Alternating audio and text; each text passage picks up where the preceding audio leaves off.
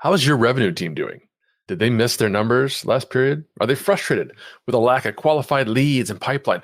Are they looking to partnerships and to you for help? That's what we're covering in today's episode of Partnership Unpacked.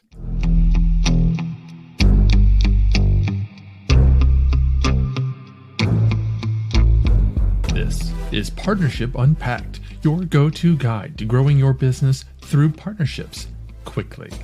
I'm your host, Mike Allan, and each episode unpacks the winning strategies and latest trends from influencer marketing to brand partnerships and ideas that you can apply to your own business to grow exponentially. And now, the rest of today's episode. Welcome back to Partnership Unpacked, where I selfishly use this time to pick the brains of experts at strategic partnerships, channel programs, affiliates, influencer marketing, and relationship building. Oh, and you get to learn too. Subscribe to learn how you can amplify your growth strategy with a solid takeaway every episode from partnership experts in the industry. Now, I don't know about you, but so many of the sales and revenue team members I talk to these days are hurting. They're struggling to get leads. They're struggling to close deals. And guess what? They're looking to us as partnership leaders to help. Whether that's partnering with brands to bring in new marketing leads or creating stronger channel partners who can resell or refer. But what if you could bring partners to the table who could not only drive pipeline, but also increase those close rates and even drive up deal size? Would that be beneficial to you and your revenue team? Well, that's exactly what Allan Adler is going to talk to us about. Allan is known worldwide as a chief ecosystem officer and helps clients build partner ecosystems and accelerate their ecosystem flywheel. I love that metaphor. He's the creator of the Go to Echo framework that helps unlock the potential of ecosystem and transform businesses for good by leveraging co-selling orchestration to achieve co-selling mastery. As the chair of the Ecosystem Council, a partner hacker, and an executive member of Partnership Leaders, he's immersed in the partnership world and the perfect guest to help us and our revenue teams today. Hey, Allan, welcome to the show. Hey, thanks, Mike. Great to be here. My pleasure. Now, could you start by just sharing how you got into partnerships and more about how you're helping businesses today with Digital Bridge partners? And I'd love to hear your perspective on how the industry is changing, particularly this year. Yeah, so I've been blessed to be in the partnership business for more than 3 decades.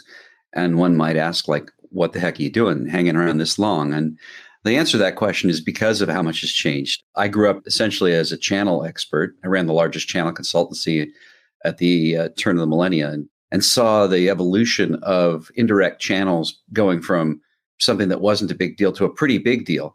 And then started to see some real interesting things start to happen around the later part of the aughts when you saw the growth in cloud computing, you saw the growth in infrastructure as a service and the behemoths of Google and Salesforce, Microsoft, of course, AWS, establishing a whole new sort of trajectory on technology with cloud computing and infrastructure service. And that's when partnerships really changed. They began an inexorable shift away from indirect, very suite dominated go-to-markets to these best of breed SaaS applications, which fundamentally changed the nature of how we have to partner and go to market. And that's when I got really excited about the whole ecosystem concept and the idea of moving from monodirectional partnerships, which channels were one direction, to two-way partnerships where you've got the whole gambit of co-X, co-innovation, co-marketing, co-selling, which we specialize on heavily today, and co-retention. So that's just a little tour of last 30 years, and particularly the last 4 or 5 years when pretty much everything's changed. I love it. And like I was telling you before we even started to record, I'm relatively new, I feel like, to the partnerships business, but I actually come from the IT background. So I was part of Intel and IBM's channel partner program. And to your point, it was very one way, but there was no relationship there, right? The folks at Intel or IBM didn't know who my little IT firm in Northern Ohio was. And frankly, they could have cared less. We bought all of our stuff from Cinex and the other vendors and the resellers, and then that was it. But that was partnerships back then. And today, like you said, there's just so much more technology that's enabling true partnerships, collaborative work, and co-selling, which of course we're going to really dig into. Yeah, it's interesting because many people who have tried to make the transition from what I call sort of the channel world to the ecosystem world have struggled because they've tried to apply the same principles to working in a co-X environment. The last time I checked, a channel only went one direction. And if you think about the origins of channel, It was very much a function of needing to move an object from one part to another part. You put it on the boat one place, and then the channel takes the boat to the next place. You unload it and deliver it. Well, last time I checked, software didn't need to be shrink wrapped.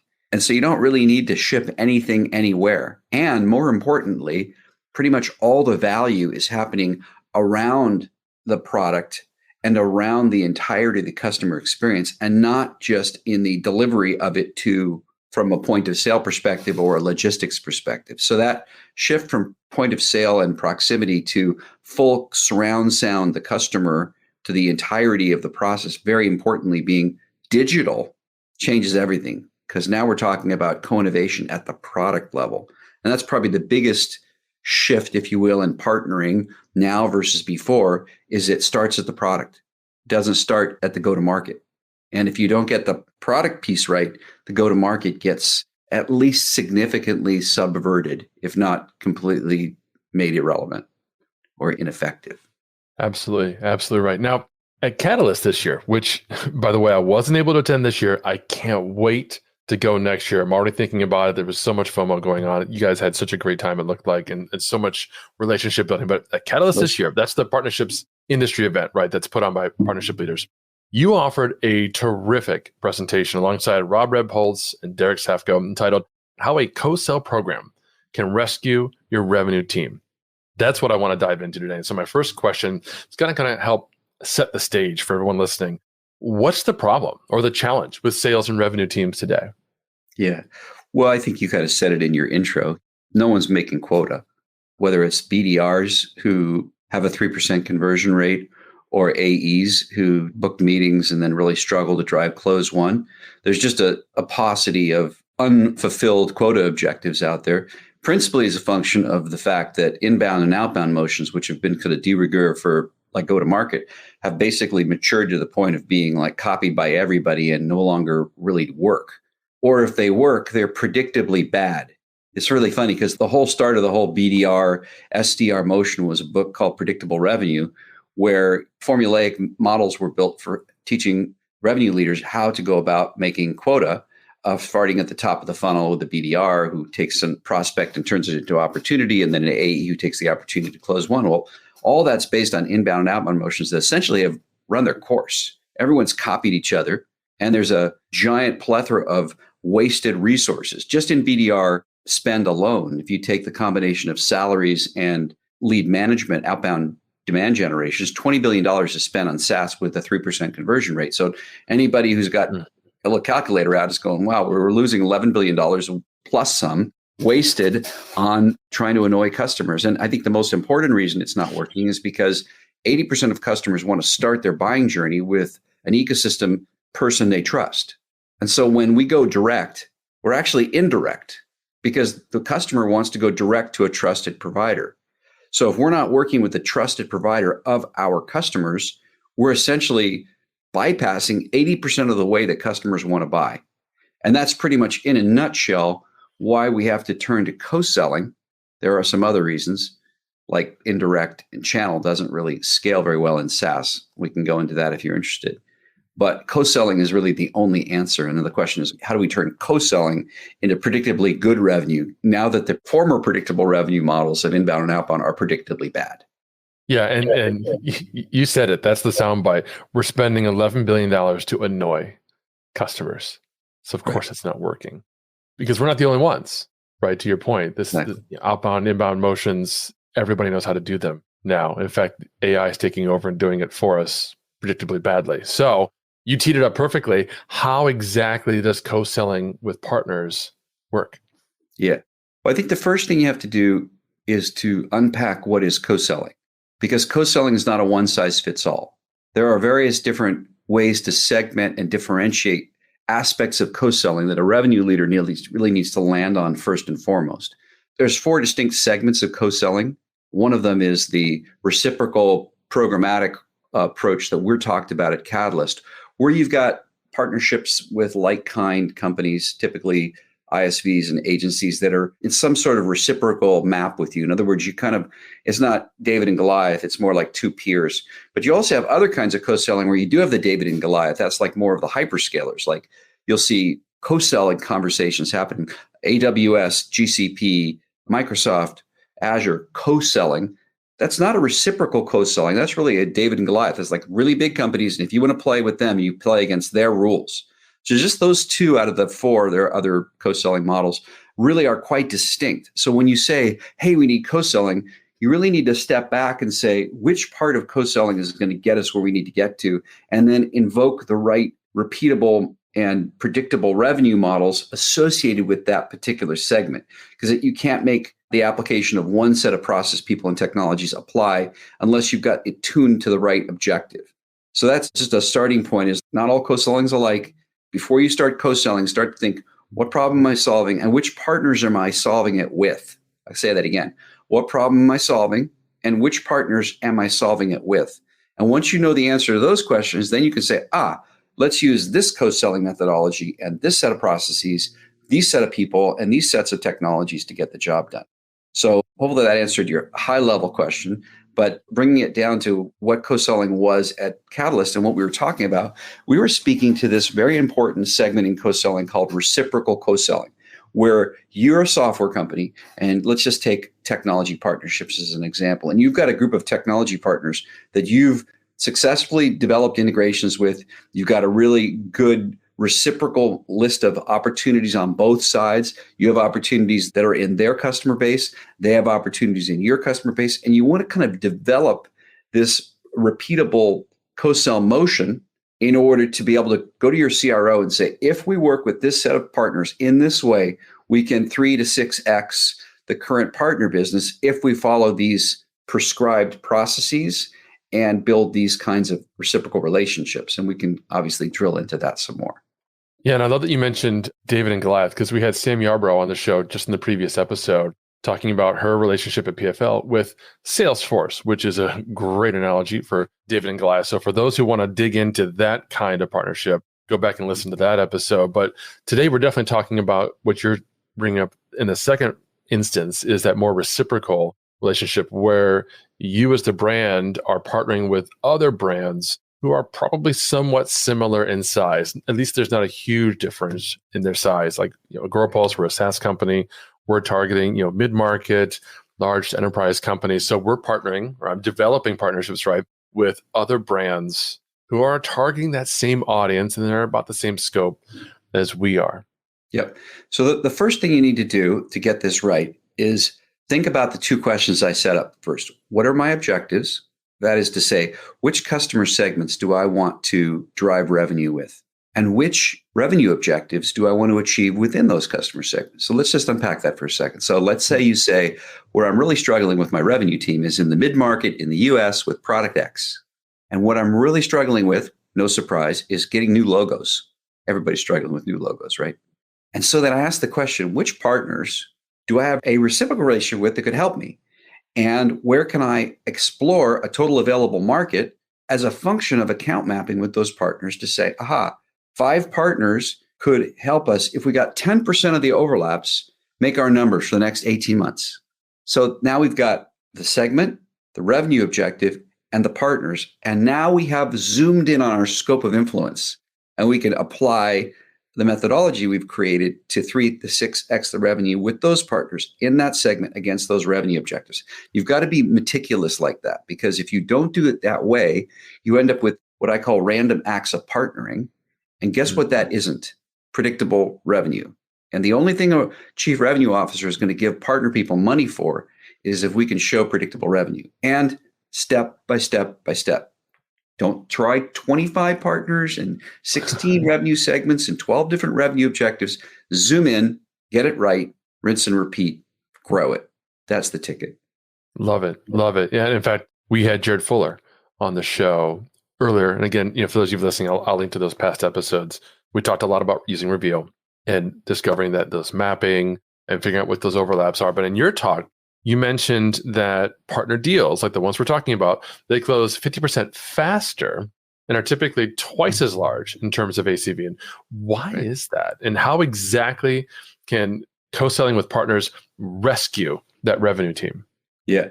So let's just bring this to the revenue metrics that matter, right? at the end of the day, there's two things that a co-selling machine can do for you. It can get you sourced revenue, get you influence revenue.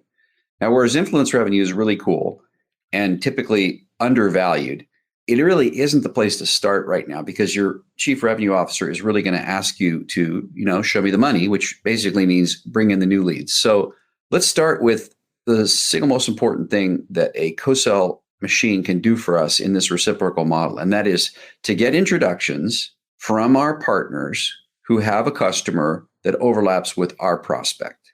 And we have created something called the Partner Assist motion, which is basically a standardized process that goes from partners ready to work with us to triggered overlap suggests an opportunity to a set of ask for and get assistance that then is shown to have 4 times the conversion rate of BDR activity. So remember back, we talked at the beginning about the $12 billion spent on BDRs and another $8 billion spent on lead generation. It's $20 billion that produces a 3% close rate. That is bad, predictable revenue. So we found that we can 4x that conversion rate with an introduction from a partner. Back to the data point I said, 80% of all customers want to start their buying journey with someone they trust. Well, guess what an intro from a partner who's a customer that's associated with your prospect is? It is an intro from a partner their customer trusts. That's why you get 4x. So if we just start there and say, simple story, take half the money that you're spending on BDRs and give it to me to drive co-selling, and I will double the production of the BDR. And you could take the other half of the money and do whatever you want, or give it to me and I'll quadruple it. But the net of it is, if I can 4x the conversion rate, I have a predictable revenue model. And that's oversimplifying the overall motion, but at least puts into perspective just how cool partner assist co-sell motions can be if you can standardize on a reciprocal partner relationship and institute that across your company. Love it. Love it. That's exactly what I'm working on implementing right now at Agorapulse. So folks, we're talking to Allan Adler about how to drive more revenue with your partnership activities. And here to talk to us about how to drive more revenue with social media is our CMO at Agorapulse, Daryl Prale. It's the Arc de Triomphe. Can you imagine if you're in charge, if you're the CMO of marketing Paris? What are your main channels? Wow, there's the Arc de Triomphe. There's the Eiffel Tower. There's the Louvre. Those are your channels you're going to use to drive tourism dollars in. Okay, now, but you're not the CMO of Paris. In fact, you're the CMO of your company, product, service. So what are your main channels? Well, I'm going to guess there are things like pay-per-click, maybe trade shows, events, maybe content. Those are all pretty predictable, right? Let me ask you this question. Are you treating social media as a main channel? By the way, only 1.8% of you today measure social media and can prove an ROI in that investment. HubSpot and Gartner say social media is the #1 channel to invest in this year. Are you doing it? If not, I can tell you why. You're not doing it because you don't have the tools, you don't have the mentality, and that's okay. We've got you covered. You change the mentality, we'll give you the tool. Agorapulse tracks all the ROI for you. One place to manage all your social media activity, your #1 channel. Change your success. Treat social media as a channel, one CMO to another. My name is Daryl. I'm with Agorapulse. I'll talk to you soon.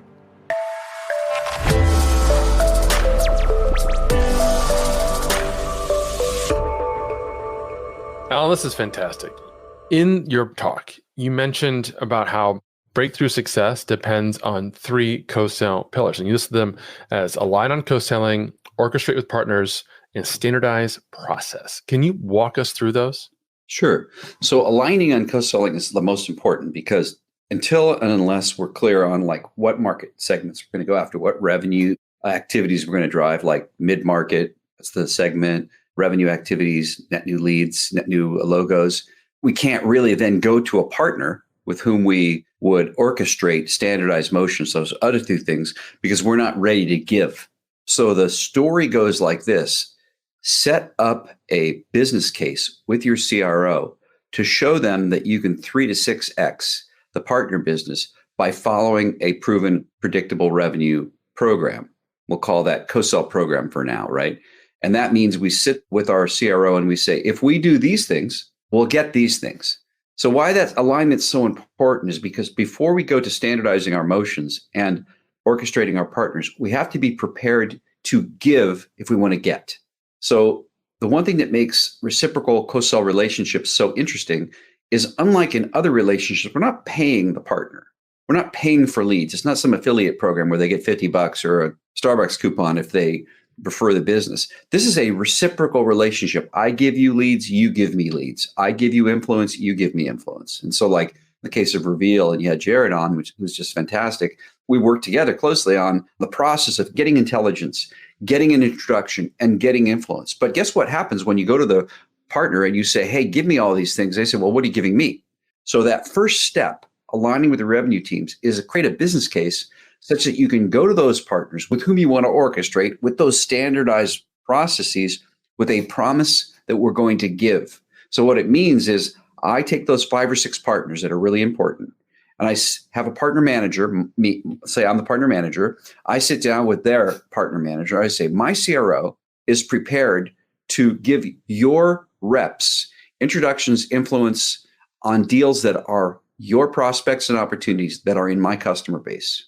In exchange for that, we'd like you to work with us in some form of a SLA where we offer each other some confidence and accountability that when I ask for an assist, you'll get back to me with a yes, I'll provide it.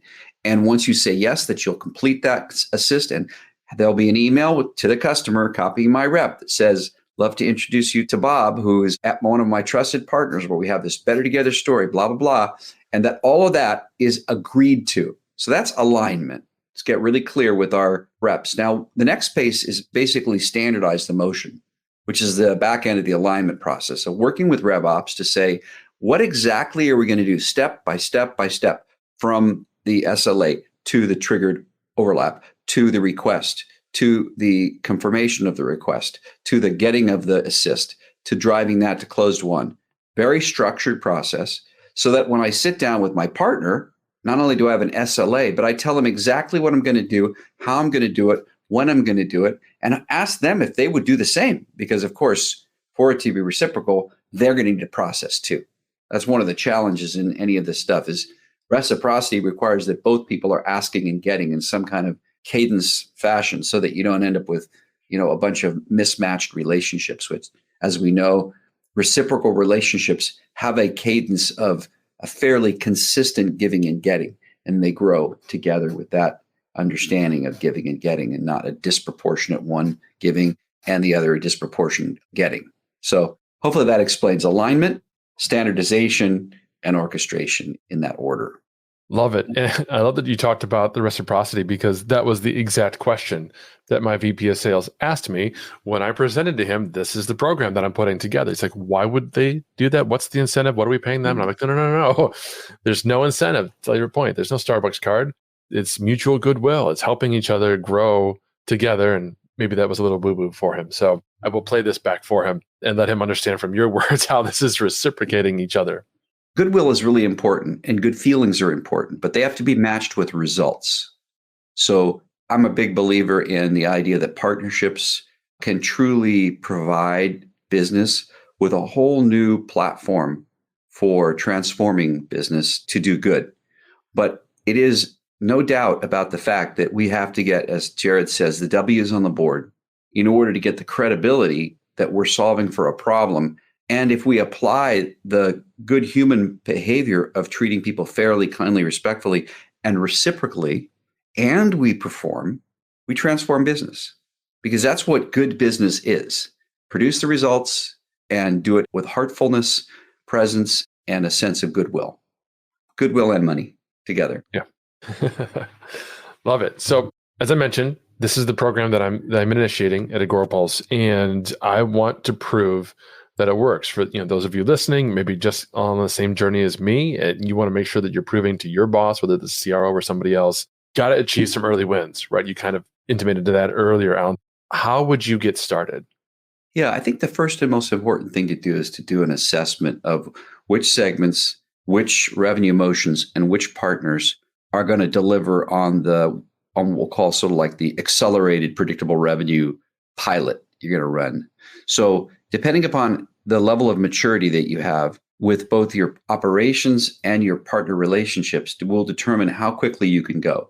So there are a few prerequisites that you have to get ready to do before you start putting together a business case. You need to do account mapping.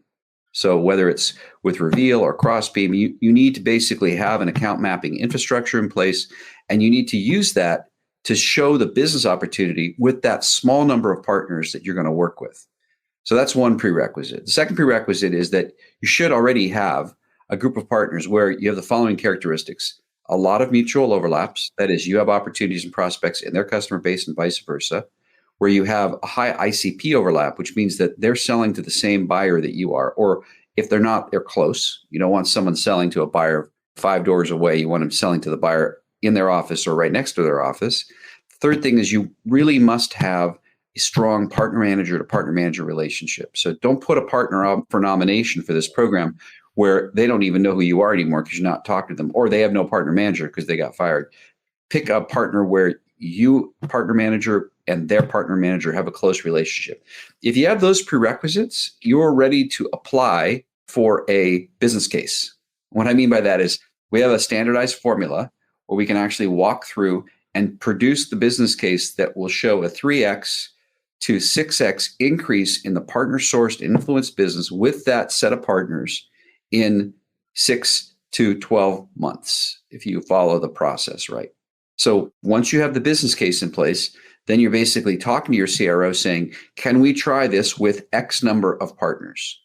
We recommend, if you're in the very early stages, that you try it with like 3.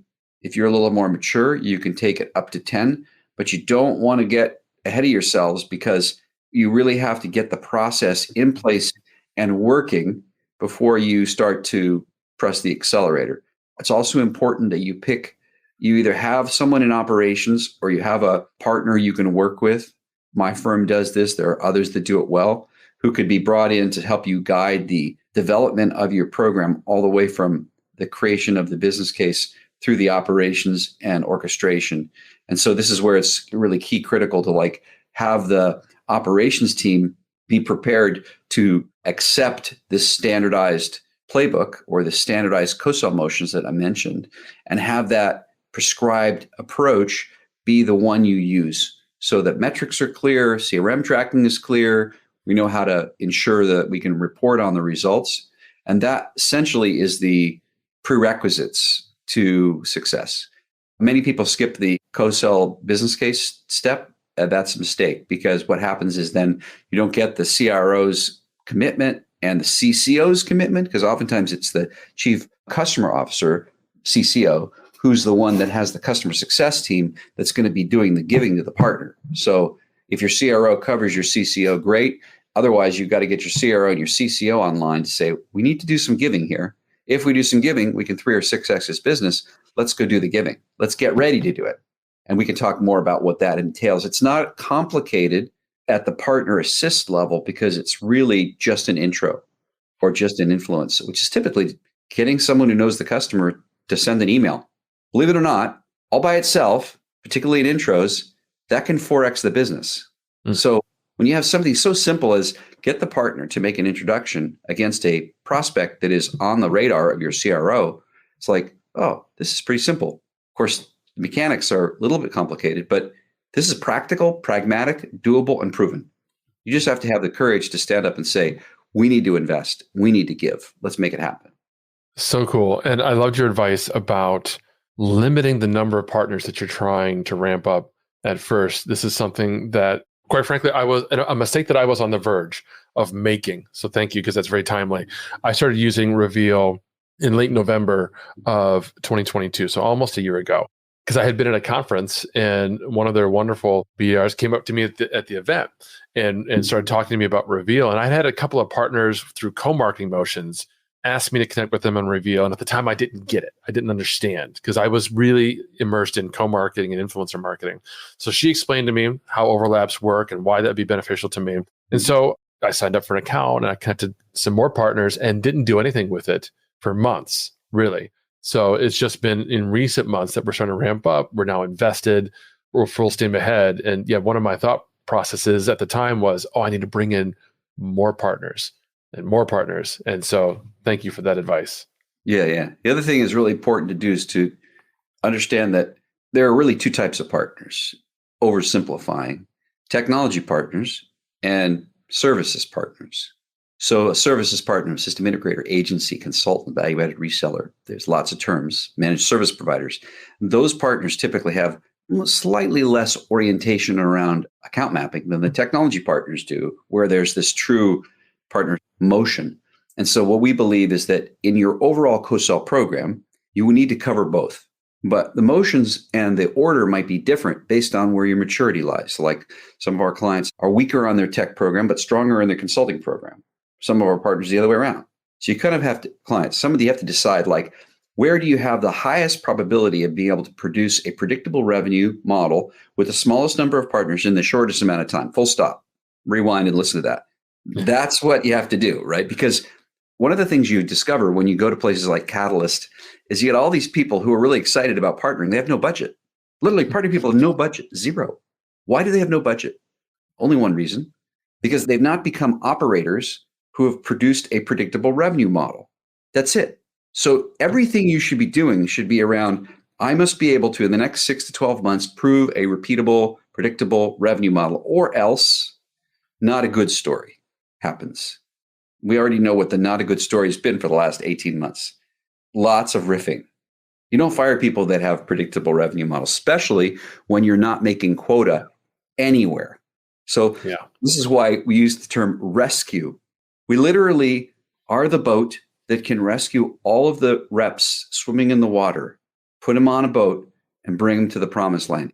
Partners can do this if we are disciplined and follow a procedure that's been proven to work. And it's exciting because we now have we've just turned the corner with the right process and the right tools. I'm thinking about tools like Superglue, like Reveal, like Crossbeam, like Lean Data, that are now, when paired with the right process, can produce predictability. And then the people part, which is us, is getting alignment, which is always hard, but never going to happen if you don't have those other two things, the process and the technology ready to roll. And that's why I'm super excited, because I think we're at that turning point where we can really be a ship that doesn't have a bunch of holes in it and therefore can bring people on the boat. I'm excited too. And this is a great way to wrap up the show. Folks, I'll have links to Reveal, Superglue, and all the other tools that Allan just mentioned. In fact, I'll also have a link to the interview I did with Rob Repholz from Superglue a few weeks ago. Allan, I just have one more question for you. And this is the same question I ask every single one of my guests, because I love hearing how they answer it. How important have relationships been to your career? I would say my career has been relationships. I would say that a career without relationships is not a career, because at the end of the day, relationships are the foundation of everything. Everything's about relationships.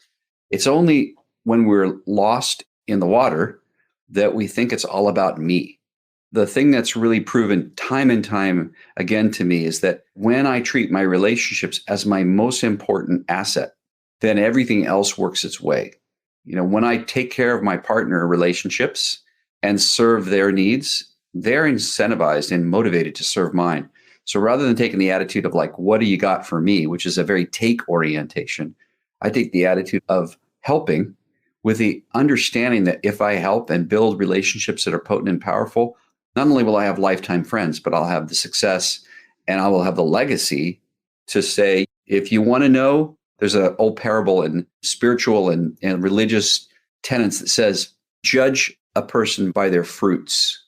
And what it basically means is if you want to find out how successful someone has been and how important they've been, look at their relationships. And they'll point back to the kind of energy and the kind of commitment that comes from caring and comes from helping.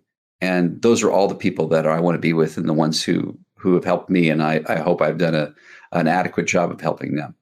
A career without relationships isn't a career. I love it.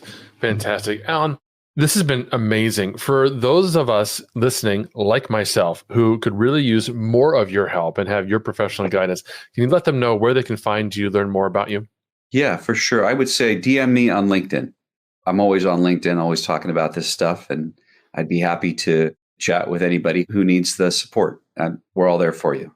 Fantastic. And folks, that's all we've got for today. Please be sure to like us and subscribe on Apple. We have a ton more fantastic episodes just like this one coming at you, where I continue to dive into and share with you my journey along implementing Nearbound at AgoraPulse. Until next time. Thank you for listening to another episode of Partnership Unpacked, hosted by Mike Alton and powered by AgoraPulse, the #1 rated social media management solution, which you can learn more about at agorapulse.com. If you enjoyed this episode, please subscribe on your favorite podcast player. Be sure to leave us a review. Your feedback is important to us.